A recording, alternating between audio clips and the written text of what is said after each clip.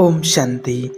भगवान कहते हैं बुढ़ापे में अपनी संतान से इन दो चीज़ों की उम्मीद कभी नहीं रखनी चाहिए। आज जो भी माता पिता होते हैं उनको संतान को जन्म देते हैं और संतान का लालन पालन करके बड़ा करके हमेशा यही इच्छा रखते हैं और उनकी उम्मीद यही रहती है हर किसी माता पिता की के बड़े होकर के बच्चे बुढ़ापे में उनका सहारा बनेंगे, उनकी सेवा करेंगे। लेकिन आज इस समय देख रहे हैं इस कलयुग के प्रकोप के कारण इस कलयुगी संतानों को देख रहे हैं कि माता पिता को सेवा करने की तो दूर की बात है, माता पिता को ही उल्टा और दंड दे रहे हैं, माता पिता को घर से बाहर निकाल देते हैं। जिस माता पिता ने खून पसीना एक करके उन बच्चों को लालन पालन करके बड़ा किया, अपनी प्रॉपर्टी जैसे तैसे करके घर बनवाया और उसी घर से बेदखल कर देते हैं। इसीलिए भगवान कहते हैं कि किसी भी व्यक्ति को अपनी संतान से इन दो चीज़ों की उम्मीद कभी नहीं रखनी चाहिए। अगर आप ये जान गए तो बुढ़ापे में आप कभी दुखी नहीं रहोगे। क्या आप जानना चाहते हैं कि आखिर वह कौन सी दो चीज़ें हैं जिनकी उम्मीद अपनी संतान से नहीं रखनी चाहिए? आखिर क्यों एक संतान बुढ़ापे में अपने ही माँ बाप को धोखा दे जाती है? आज ये देखा जा रहा है कि कलयुग की आधी आबादी का एक चौथाई मनुष्य अपने माता पिता को वृद्ध आश्रम में छोड़कर आ रहे हैं।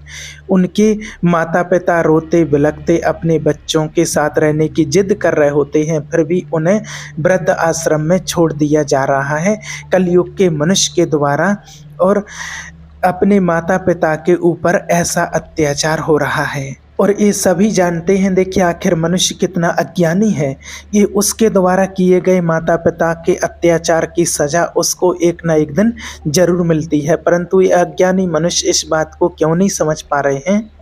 एक समय वो भी था जब माता पार्वती के ही पुत्र गणेश जी थे और माता पार्वती के कहने पर उनके पुत्र गणेश जी ने उनके एक वचन से स्वयं भोलेनाथ को माता पार्वती के कक्ष में नहीं जाने दिया था, जिस वजह से भोलेनाथ ने उनसे क्रोधित होकर के और अपनी त्रिशूल की प्रत्यंचा से श्री गणेश जी का सर काट दिया था। तो अपनी माता की आज्ञा के लिए आज्ञा मान करके अपनी माता की आज्ञा के बिना स्वयं शंकर भोलेनाथ को अपनी माता के कक्ष में नहीं जाने दिया था। देखिए श्री गणेश जी ने अपनी माता की आज्ञा के बिना स्वयं उन्होंने अपनी माँ के पति को भी उनके कक्ष में नहीं जाने दिया और अपना वध करवा लिया था। जब संपूर्ण संसार के 3 चक्कर लगाने थे तो श्री गणेश जी ने अपने माता पिता के 3 चक्कर लगा करके यह सिद्ध किया था कि माता पिता से बढ़कर और इस दुनिया में कोई नहीं, माता पिता में ही उसकी औलाद का सर्वस्व है। परंतु आज कलयुग का मनुष्य अपने माता पिता के वृद्ध हो जाने पर उनको वृद्ध आश्रम में छोड़ आता है और उनके ऊपर बहुत ही अत्याचार करते हैं। तो आखिर इतना अत्याचार इस कलयुग का मनुष्य अपने माता पिता पर क्यों करते हैं? आइए आज जानते हैं। किसी नगर में एक रामदीन नाम का एक व्यक्ति रहता था। उस व्यक्ति के घर में परमात्मा का दिया हुआ सब कुछ था, रुपए पैसे धन दौलत मान सम्मान उसके पास भर भर के था, कोई कमी नहीं थी। सब कुछ होने के बाद वो रामदीन और उसकी पत्नी दुखी रहते थे। उनके दुख का कारण था कि ईश्वर की कृपा से उनके घर में सब कुछ था लेकिन उनके घर पर कोई संतान नहीं थी और इसी बात को लेकर के दोनों पति पत्नी अक्सर चिंतित रहते थे।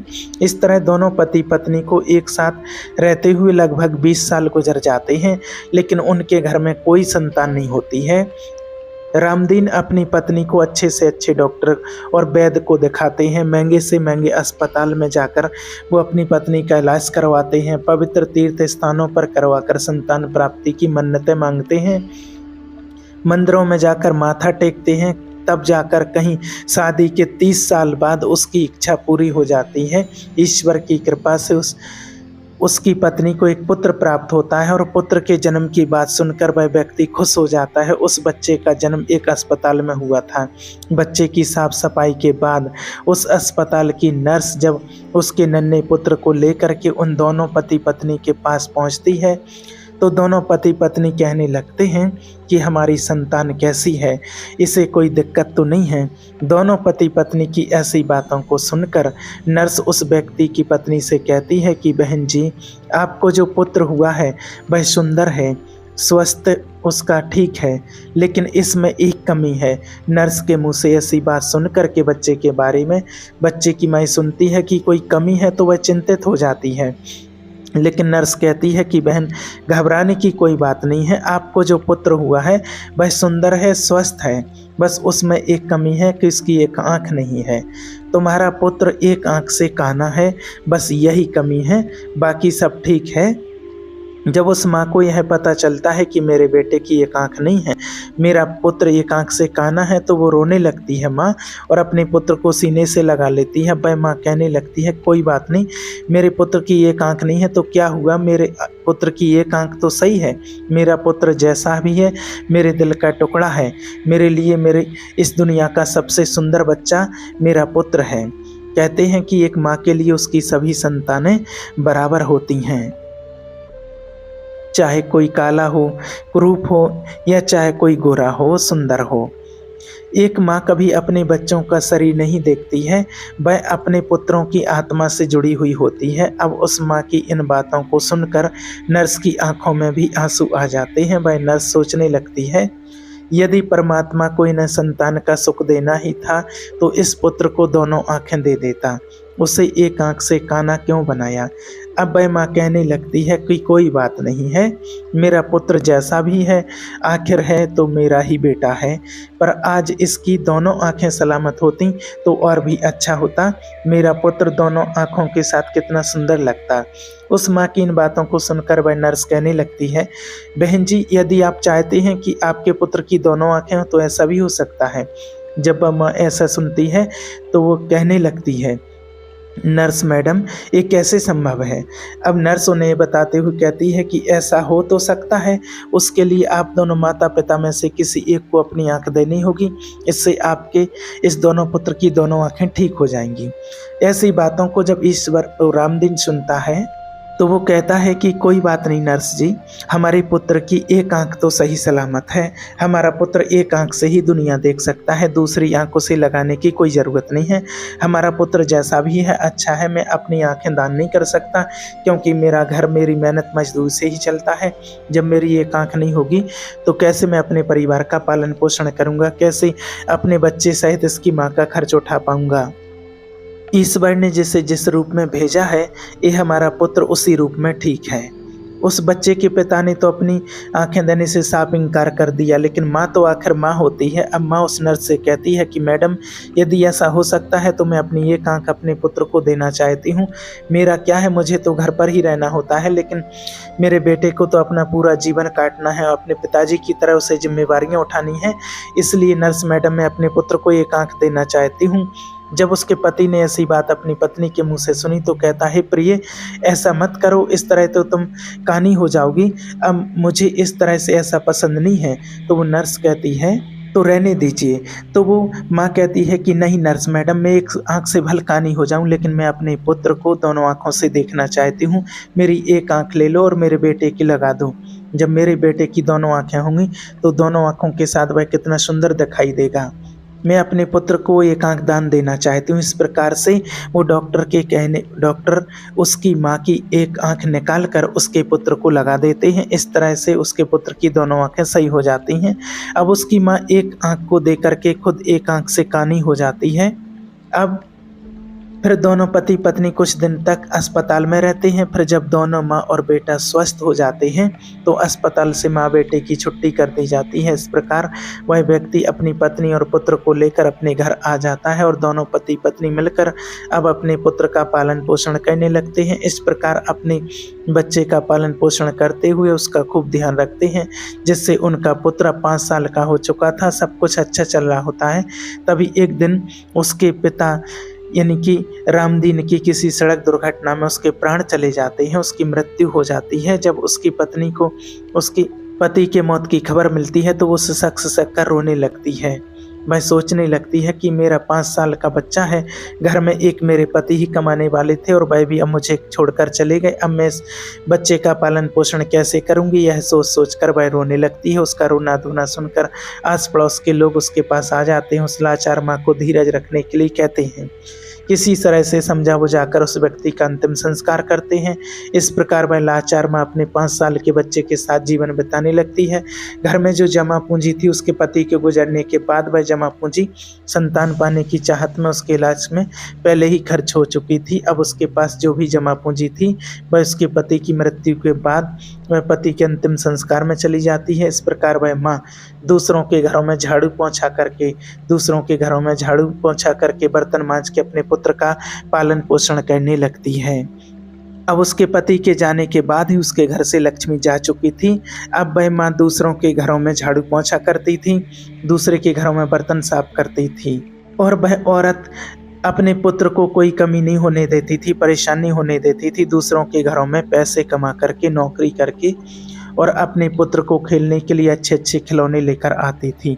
वह माँ अपने पुत्र को अच्छे-अच्छे वस्त्र ला करके दे दिया करती थी।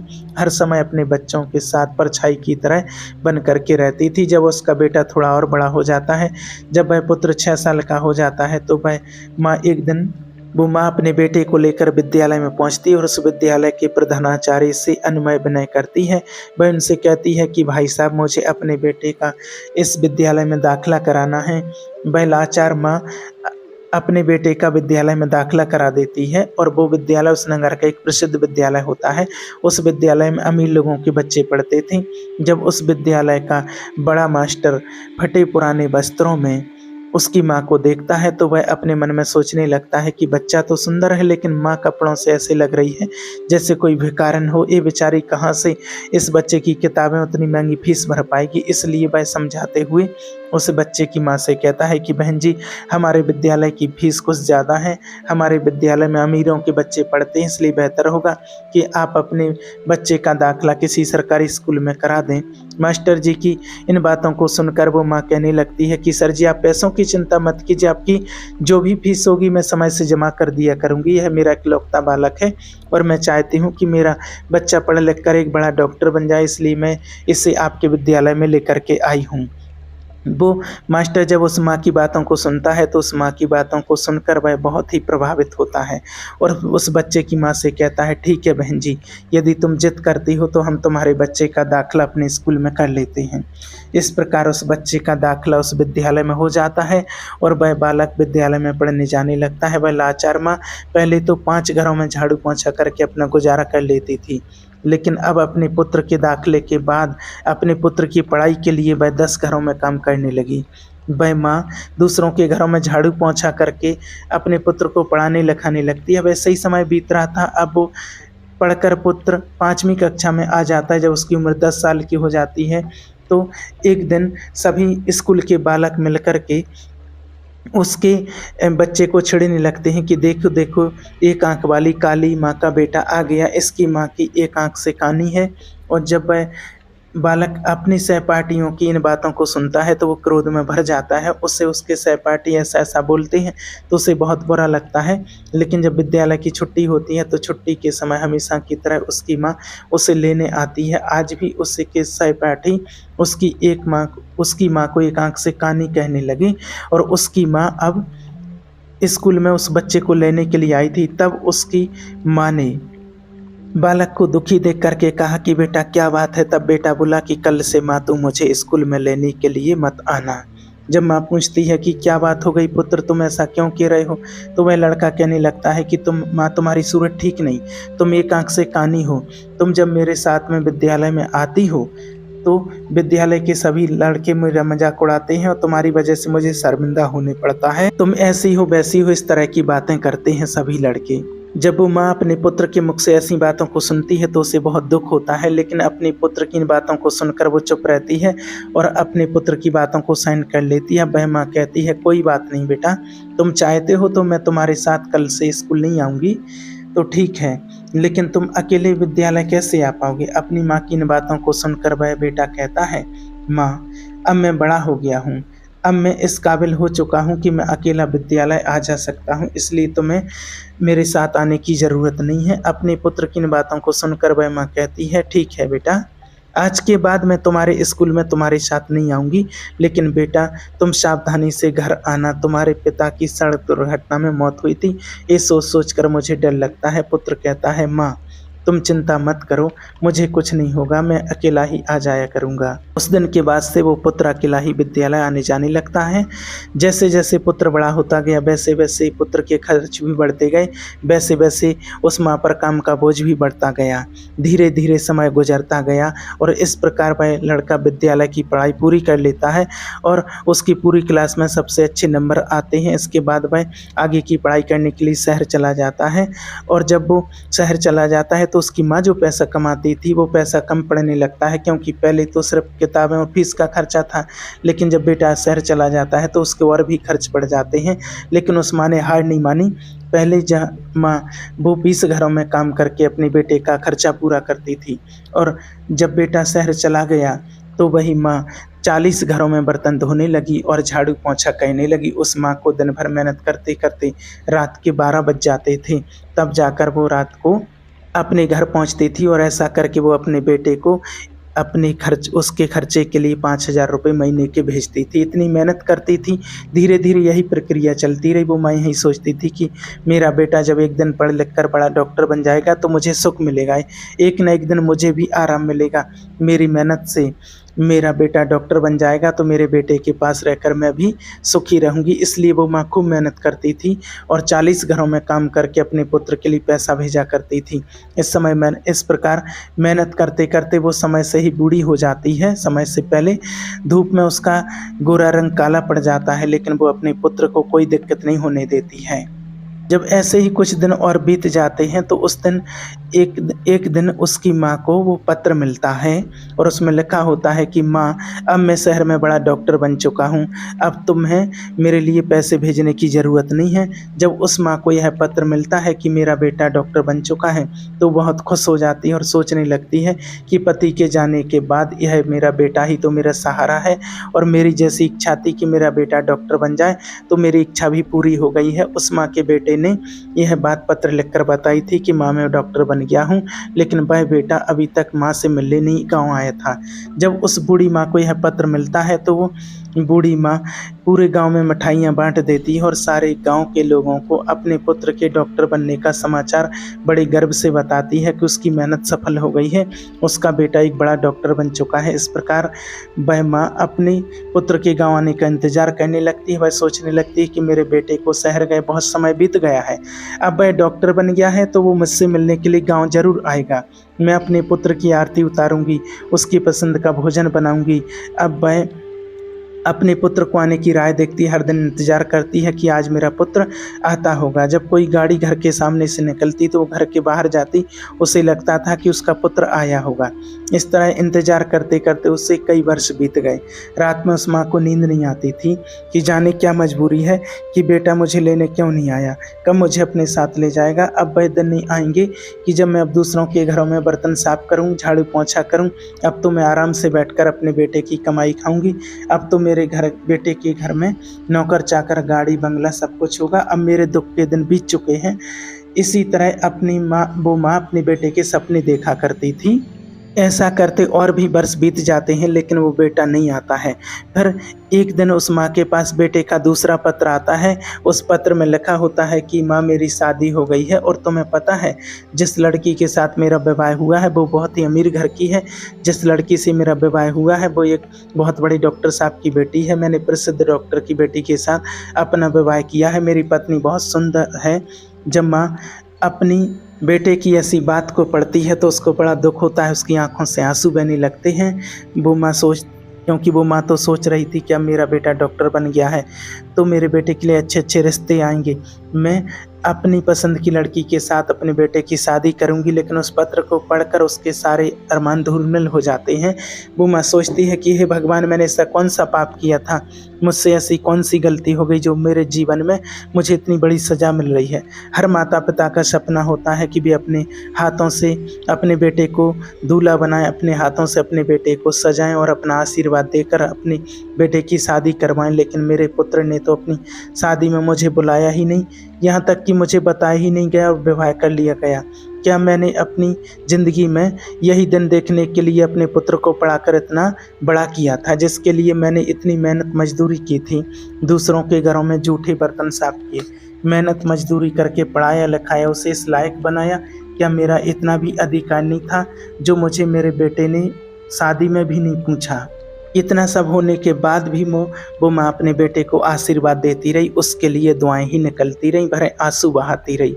वह कहती है, कोई बात नहीं बेटा, तुमने बिना बताए शादी कर ली, लेकिन मेरा आशीर्वाद तुम्हारे साथ है। वह लाचार माँ अपने आप में सोचती है कि उसने शादी तो कर ली, अब हो सकता है कि मेरा बेटा और बहू दोनों मुझसे मिलने के लिए मेरे घर आए। मैं अपनी बहू को देखूंगी, बहू मेरी सेवा करेगी, मैं अपनी पुत्र वधू को आशीर्वाद दूंगी। ये सोच सोच करके वह माँ अपने बेटे और बहू का इंतजार करने लगती है। इस तरह उस माँ को बेटे और बहू का इंतजार करते करते 1 साल और निकल जाता है, लेकिन 1 साल बीतने के बाद भी उसका बेटा नहीं आता है, न बहू आती है। फिर कुछ दिन बाद उस माँ को तीसरा पत्र मिलता है, जिसमें लिखा होता है कि हे माँ, अब तुम दादी बन गई हो, भगवान की कृपा से हमारे घर पुत्र हुआ है।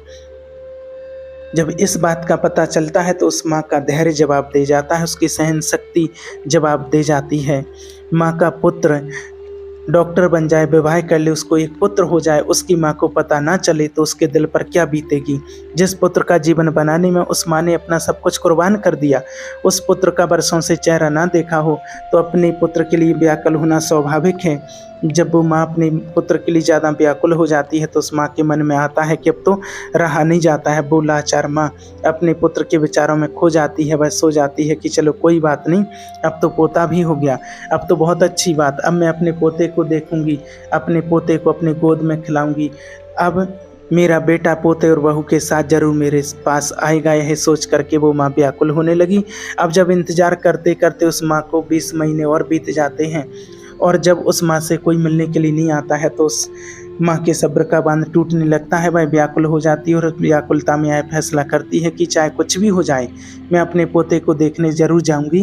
वह बेचारी माँ यह निर्णय करके अपने बेटे और बहू से मिलने के लिए शहर को चल देती है। बेचारी माँ लाचारों की तरह पता पूछते पूछते उस शहर में पहुँच जाती है जिस शहर में उसका बेटा रहता था। उस शहर में पहुँचकर वह बूढ़ी माँ एक रिक्शा वाले को अपने पास बुलाती है और अपने बेटे का पत्र दिखाती हुई रिक्शा वाले को कहती है कि बेटा, मुझे इस जगह पर जाना है।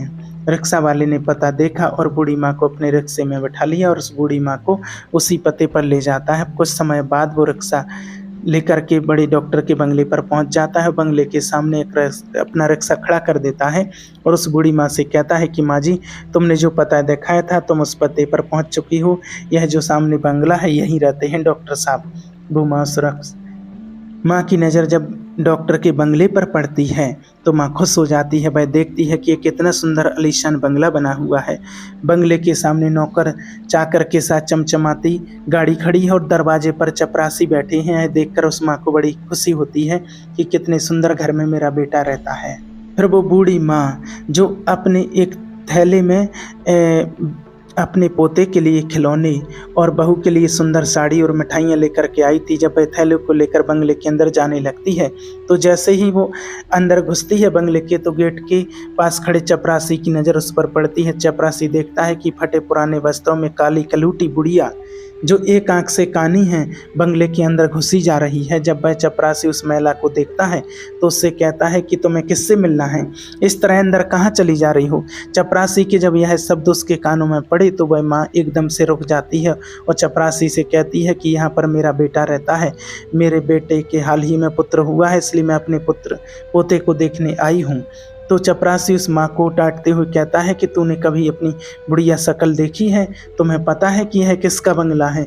ये एक बड़े डॉक्टर साहब का बंगला है। तब वह माँ कहने लगती है कि देखो चपरासी जी, मुझे पता है एक डॉक्टर साहब का बंगला है, जो तुम्हारे डॉक्टर साहब हैं वही मेरे पुत्र हैं। वह हंसी ठाके मारते हुए कहने लगता है, अरे बुढ़िया, तुम गांव देहात की महिला है, ना तो तेरे कपड़े ठीक हैं, ना ही तुम्हारी शक्ल ठीक है, डॉक्टर साहब तुम्हारे बेटे कैसे हो सकते हैं? तब यह बात पास में खड़ा हुआ दूसरा चपरासी सुनता है, तो वो भी उस माँ के पास पहुंच जाता है। जब उसे पता चलता है कि यह यहाँ पर ये बुढ़िया क्या कह रही है कि माँ है डॉक्टर साहब की, तो वो चपरासी उनसे पूछने लगता है कि माँ, आपके पास कोई प्रमाण है क्या जिससे हम यह पता कर सकें कि तुम हमारे डॉक्टर साहब की माँ हो? जब उस नौस की बातों को सुनती है तो तुरंत ही अपनी साड़ी के पल्लू में बंधा हुआ पत्र वो उस चपरासी को दिखाती है, जो उसने सभी अपनी माँ को भेजे थे। जब चपरासी उन पत्रों को देखता है और उसमें अपने ही मालिक का पता देखता है, तो वो दोनों उस बूढ़ी माँ से माफ़ी मांगने लगते हैं और कहते हैं, हे माँ, हमें माफ़ कर दो, हमें नहीं पता था कि तुम डॉक्टर साहब की माँ हो। वो माँ कहती है कि चलो कोई बात नहीं, मैंने तुम्हें माफ़ कर दिया, मुझे बताओ कि मेरा बेटा और बहू कहाँ पर है?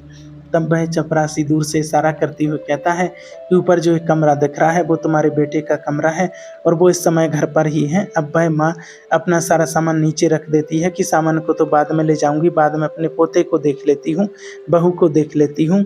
बूढ़ी माँ अपने पोते को देखने के लिए जल्दी जल्दी घर के अंदर जाती है। जैसे ही घर के अंदर जाती है तो वो देखती है कि घर के आंगन में एक बढ़िया पालना डला है और पालने में उसका पोता झूल रहा है। जैसे ही उसकी माँ पोते पर पड़ती है और दौड़कर पालने से पोते को उठा लेती है और पालने से उठा करके अपने पोते को सीने से लगा करके दुलार करने लगती है। जब वो बूढ़ी माँ पोते को गोदी में लेकर दुलार करने लगती है तो बच्चे की नींद टूट जाती है और वह जोर जोर से रोने लगता है। बच्चे के रोने की आवाज़ जब पुत्र वधू के कानों में पड़ती है तो वह रसोई से बाहर आती है और सोचती है कि ना जाने मेरे बच्चे को क्या हो गया जो वह इतनी तेज़ी से रो रहा है। जब वह रसोई से निकलकर आंगन में आती है तो अपने बच्चे को एक भिखारी के जैसे बुढ़िया के हाथों में देखती हो तो वो चिल्लाने लगती है। अपने पति को आवाज़ देती है कि सुनिए जी, कोई काली कलोटी बुढ़िया जो एक आंख से कानी है वह हमारे बच्चे को चुराने आई है। अपनी पत्नी का चिल्लाना सुनकर पति भी नीचे आ जाता है।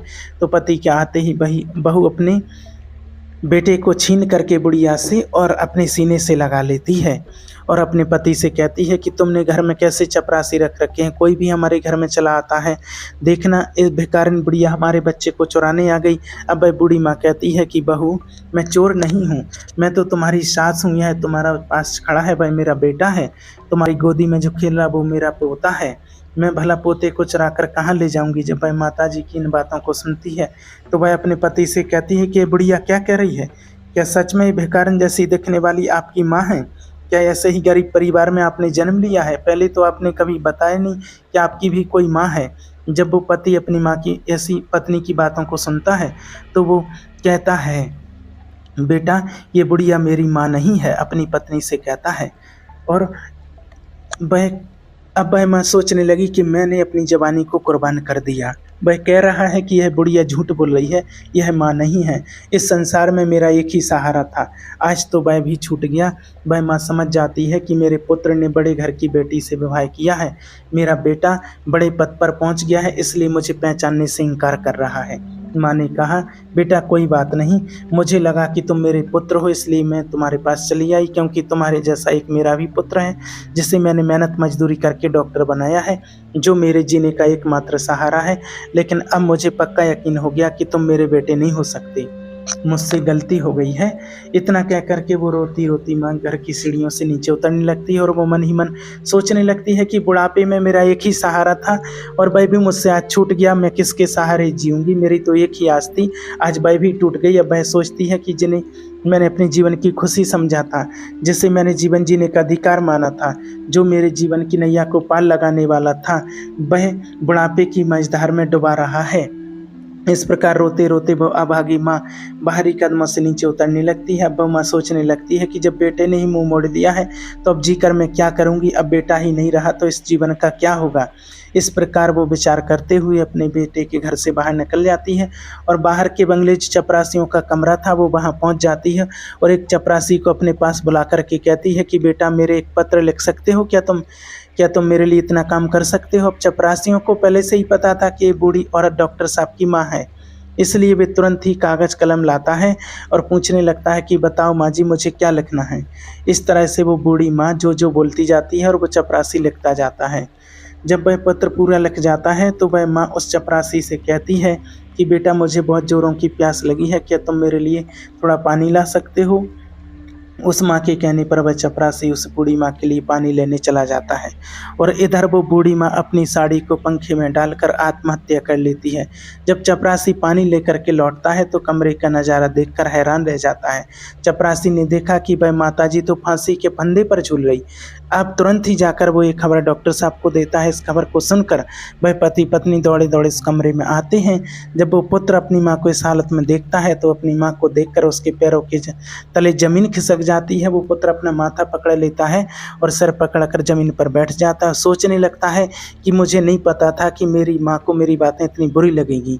मैं तो अपनी पत्नी को झूठी शान शौहरत दिखाने के कारण अपनी माँ को पहचानने से इनकार कर रहा था, इसलिए कह रहा था कि मेरी कोई माँ नहीं है।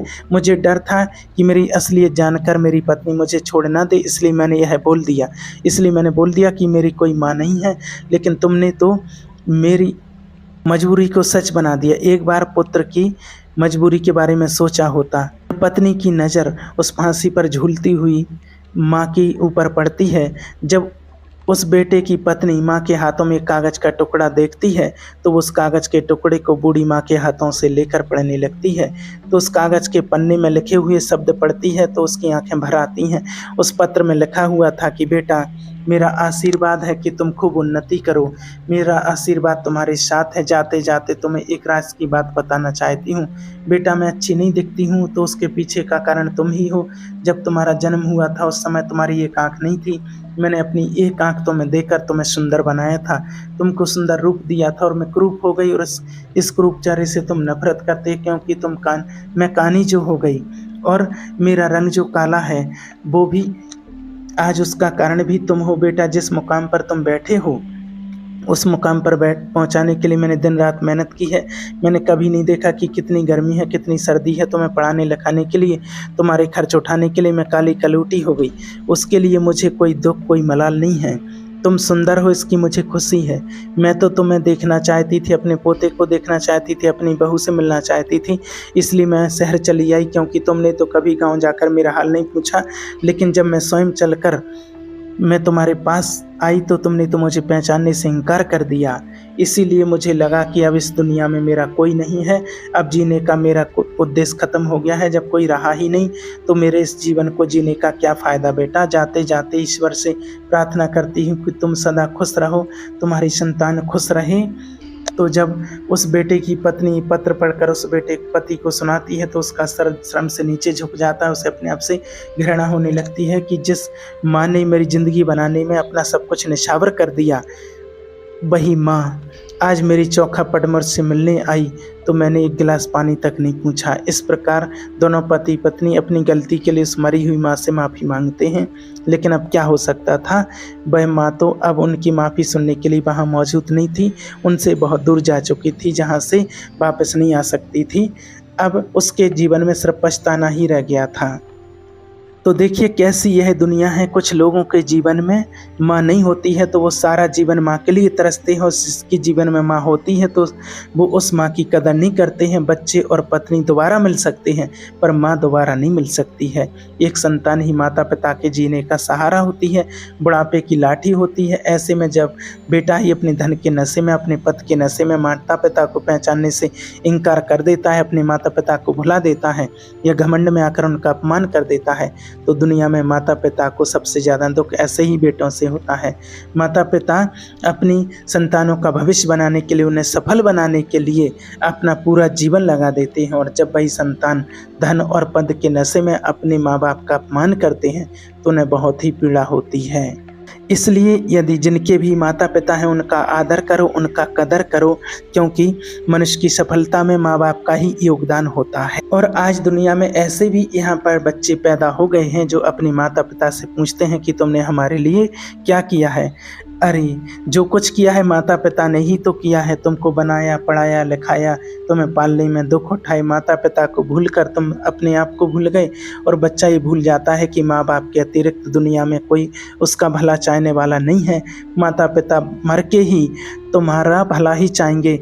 तुम्हारा ऐसे विश्व में कोई दूसरा नहीं मिलेगा जो तुम्हें हमेशा भला चाहता हो, अपने से ज़्यादा चाहते हो। सब लोग जो तुम्हें अपने होने का दावा कर रहे हैं वो सब लोग एक निश्चित समय तक हैं और एक मतलब तक ही तुम्हारा भला चाहते हैं। लेकिन माता पिता बिना स्वार्थ के जीवन भर तुम्हारा हित चाहते हैं। एक पुत्र को जन्म देने में एक माँ अपनी सुंदरता को खो देती है, लेकिन वही पुत्र जब जवान होता है, जब उसकी शादी हो जाती है, तो वही पुत्र अपनी पत्नी की सुंदरता में अपने माता पिता को खो देता है।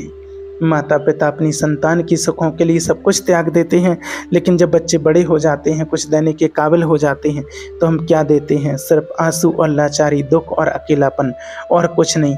जो संतान माता पिता को सिर्फ इसलिए भुला देती है कि उनको देखकर, उनके बुढ़ापे को देखकर आपकी इज्जत कम हो जाएगी, तो ये उनकी सबसे बड़ी भूल होती है।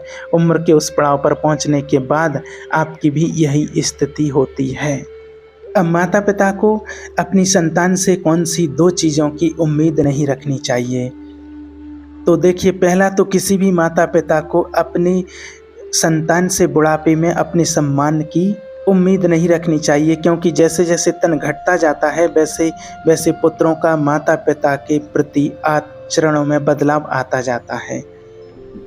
और दूसरी चीज़ है सुख। किसी भी माता पिता को अपनी संतान से बुढ़ापे में सुख की उम्मीद नहीं रखनी चाहिए। इसलिए कहते हैं भगवान की अगर कोई उम्मीद रखनी है तो सिर्फ एक परमात्मा से उम्मीद रखो। भगवान आपकी उम्मीद को कभी टूटने नहीं देगा और हर समय आपका साथ निभाएंगे। जहाँ आपके कोई भी संबंधी साथ नहीं निभा सकते हैं, वहाँ साथ निभाने के लिए भगवान आते हैं। ऐसे कितने प्रैक्टिकल उदाहरण हैं। द्रौपदी का प्रैक्टिकल उदाहरण है कि जहाँ सबके सिर नीचे हो गए थे, वहाँ श्री कृष्ण जी ही उनकी लाज बचाने के लिए आए थे। इसलिए कहते हैं कि परमात्मा को हमेशा अपना साथी बना करके चलो, तो आपको कभी दुख नहीं होगा। ओम शांति।